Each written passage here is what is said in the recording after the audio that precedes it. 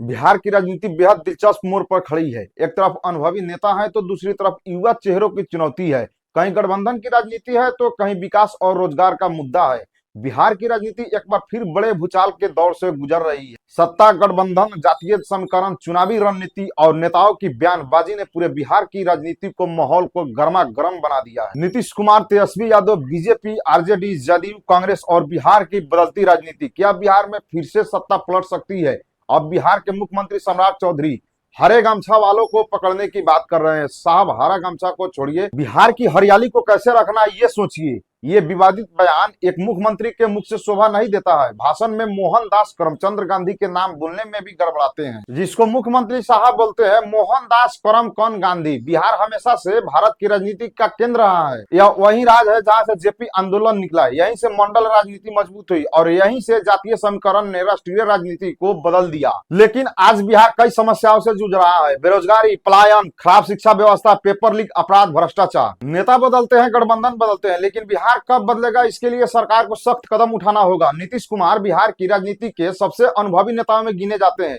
उन्होंने कई बार राजनीतिक गठबंधन बदले, कभी बीजेपी के साथ गए तो कभी आरजेडी के साथ गए, फिर वापस एनडीए में लौटे। नीतीश कुमार केवल सत्ता बचाने की राजनीति करते थे, लेकिन नीतीश कुमार ने बिहार को एक ऐसे मोड़ पर छोड़ दी कि हमारे बाद बिहार को हमसे बेहतर कौन संभालेगा ये देखना है। नीतीश कुमार ने बिहार में सड़क, बिजली और कानून व्यवस्था में सुधार किया। 2016 के बाद बिहार में कई ग्रामीण इलाकों में बिजली की सुविधा कंटिन्यू रहने लगी। आरजेडी नेता तेजस्वी यादव लगातार खुद को युवा नेता के रूप में पेश करते रहे और रोजगार, युवा और सामाजिक न्याय की राजनीति पर जोर देते रहे। तेजस्वी यादव बार बार कहते हैं बिहार को नौकरी चाहिए, सिर्फ राजनीति नहीं चाहिए। तेजस्वी यादव की सभा में सबसे ज्यादा युवा की भीड़ देखने को मिलती है, मतलब कि युवा तेजस्वी यादव को सबसे ज्यादा प्रेम करते हैं। आरजेडी अभी भी लालू यादव की राजनीति से नहीं निकल पाई, आज भी राजद के कार्यकर्ता लालू यादव के साथ चलती है। बीजेपी बिहार में अपनी स्थिति और मजबूत करना चाहती है। नरेंद्र मोदी की लोकप्रियता को आधार बनाकर पार्टी विकास, हिंदुत्व और केंद्र सरकार की योजना को मुद्दा बना रही है। लेकिन बिहार को स्थिर सरकार चाहिए। बीजेपी बिहार में सिर्फ चुनावी राजनीति कर रही है और राज्य के असली मुद्दों पर ध्यान नहीं दे रही है।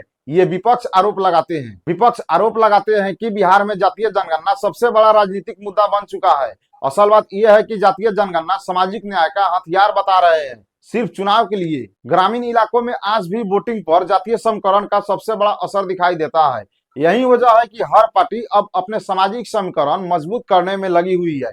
बिहार में लाखों युवा आज भी रोजगार के लिए दूसरे राज्यों में जाते हैं। रेलवे भर्ती विवाद, पेपर लीक, सरकारी नौकरी की कमी, प्रतियोगी परीक्षाओं में देरी, इन सब ने युवाओं की नाराजगी को बढ़ा दी है। छात्र कहते हैं कि नेता चुनाव के समय रोजगार की बात करते हैं, लेकिन बाद में ये सब भूल जाते हैं। विपक्ष पार्टी लगातार बिहार सरकार पर कानून व्यवस्था को लेकर सवाल उठाते हैं, जैसे गोलीबारी, रंगदारी, हत्या, राजनीतिक हिंसा। इन घटनाओं को लेकर सोशल मीडिया पर भी बहस तेज हो गई है। सत्ता में रह रही सरकार कहती है कि अपराध पर कार्रवाई हो रही है, लेकिन विपक्ष पार्टी का दावा है कि बिहार में डर का माहौल बढ़ रहा है। आए दिन सरकार अपराधियों के लिए इतने प्रशासनिक व्यवस्था मजबूत करती है, फिर भी अपराध कम नहीं हो रहा है। अगर गौर से देखें तो कांग्रेस बिहार में अपनी पुरानी ताकत खो चुकी है। कभी बिहार की राजनीति में मजबूत पकड़ रखने वाली पार्टी आज गठबंधन पर निर्भर दिखाई देती है।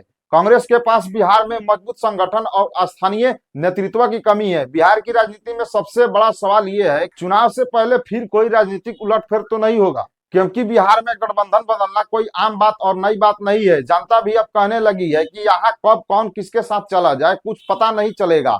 आने वाला बिहार का चुनाव सिर्फ सत्ता का चुनाव नहीं होगा, यह युवाओं और रोजगार और विकास का चुनाव भी होगा। अगर जनता ने बदलाव का मन रख लिया तो बिहार की राजनीति में बहुत बड़ा भूचाल आ जाएगा।